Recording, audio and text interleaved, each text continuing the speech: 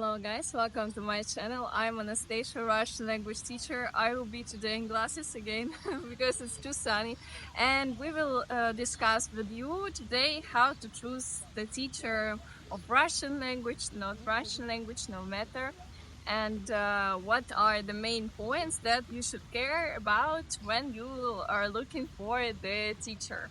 So first you need to understand if you have a connection, if you understand each other, if you feel comfortable just speaking with this person, because we are all different, and even I cannot feel comfortable sometimes with some people. It happened very rarely. Most of my students find me through my blog, so they already understand who they will work with. But for example, if you are looking for the teacher somewhere in platform, you don't know who is this person, what is the manner of speech. Maybe you just don't like the accent of the teacher, maybe you don't like the manner of speaking, or just you feel it's not your person. Ideally, you should feel comfortable with this person, had the same sense of humor. It's also very important.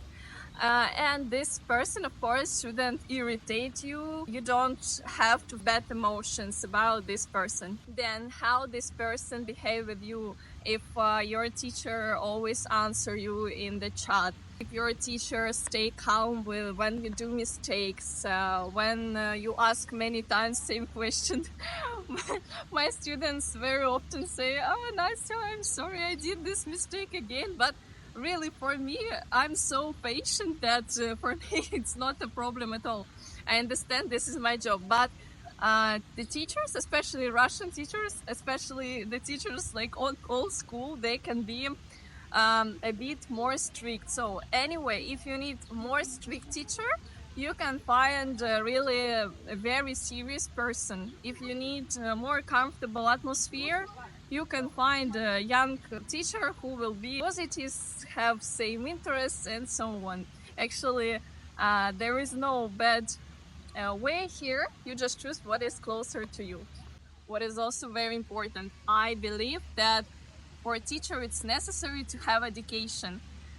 Of course, ideally, this is a high education, linguistics, philology. Anyway, this person should understand very good methodology. Ideally, as I say, this is a high education, bachelor's, master's. Well, if the person doesn't have high education, probably some courses, but these courses should be good qualified. You shouldn't choose any random person who just decided to teach Russian. Also, a methodology of teaching your native language is very different. So any random Russian person cannot teach you Russian. So for example, this is the teacher of English, yeah, for Russians.